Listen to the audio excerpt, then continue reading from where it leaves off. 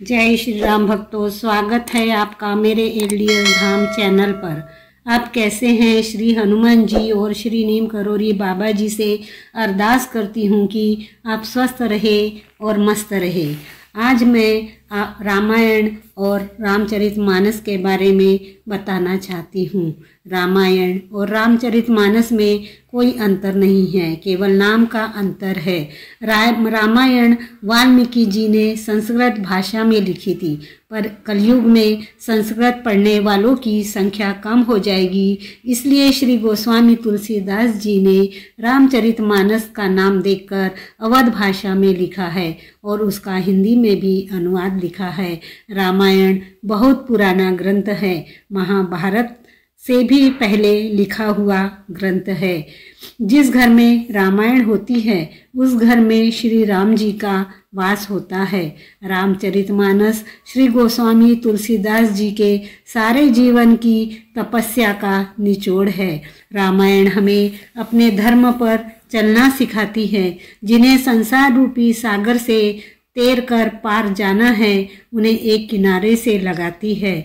रामायण हमें अच्छे आचरण सिखाकर सही मार्ग पर चलना सिखाती है।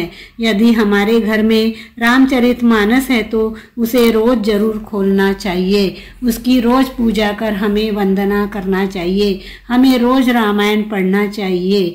कभी भी रामचरितमानस के दोहे विषम संख्या में पढ़ना चाहिए। हमें अपने समय के हिसाब से पढ़ना चाहिए। अगर आपके पास समय कम है तो 3 पढ़े और समय ज़्यादा है तो कम से कम 5 दोहे जरूर पढ़े। रामायण पढ़ने के 3 प्रकार हैं। हम प्रतिदिन भी पढ़ सकते हैं। पहला, हम प्रतिदिन भी पढ़ सकते हैं। नवान पाठ या रामायण होता है जो अक्सर नवरात्र में 9 दिन पढ़ा जाता है। तीसरा, मास पारायण होता है जो 1 महीने में पूरा किया जाता है। रामायण पढ़ने से राम जी, सीता माता जी और श्री हनुमान जी, शनि देव और नवग्रह का आशीर्वाद मिलता है।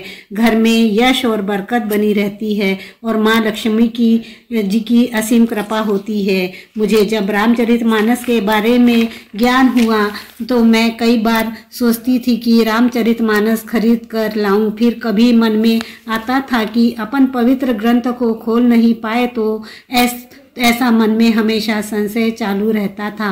पर मेरा उस ग्रंथ के बारे में हमेशा एक आकर्षण बना रहता था। श्री राम जी और श्री हनुमान जी ने मेरे मन की भावना को समझकर ऐसी कृपा बरसाई कि हमारे मोहल्ले में रहने वाले सज्जन की दुकान पर मेरे मिस्टर जाकर बैठे थे तो वह सज्जन कहने लगे, मुझे गंगा मंदिर जाना है। हमारे सिटी में गंगा मंदिर में धार्मिक पुस्तक रखी जाती है। अगर किसी को ज़रूरत होती है तो वहाँ से लेकर जाते हैं। तब मिस्टर ने कहा, क्यों जाना है? वह सज्जन कहने लगे, मेरे ससुर रामचरितमानस पढ़ते थे, अब उनका स्वर्गवास हो गया है तो वह ग्रंथ वैसे ही 2 साल से बंद रखा है। कहा जाता है कि वह पवित्र ग्रंथ है, उसे बंद नहीं रखा जाता है। हमारे यहाँ किसी को समय भी नहीं है, उसके बारे में समझता भी नहीं है। तब मेरे मिस्टर ने को तो सोने पर सुहागा हो गया, क्योंकि उनको मालूम था कि मेरे मन में बहुत दिनों से रामचरितमानस के बारे में चल रहा था।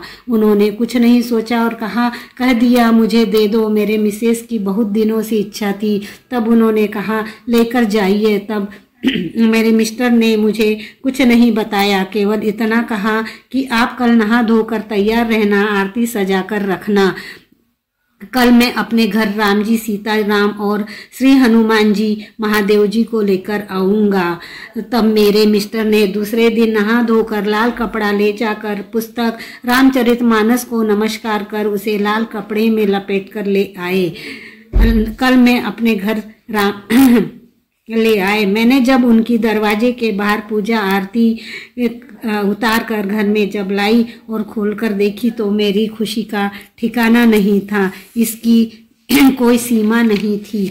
मैंने तुरंत रामचरितमानस पुस्तक के लिए उनकी चौकी बुलाई। उस चौकी पर उन्हें विराजमान किया।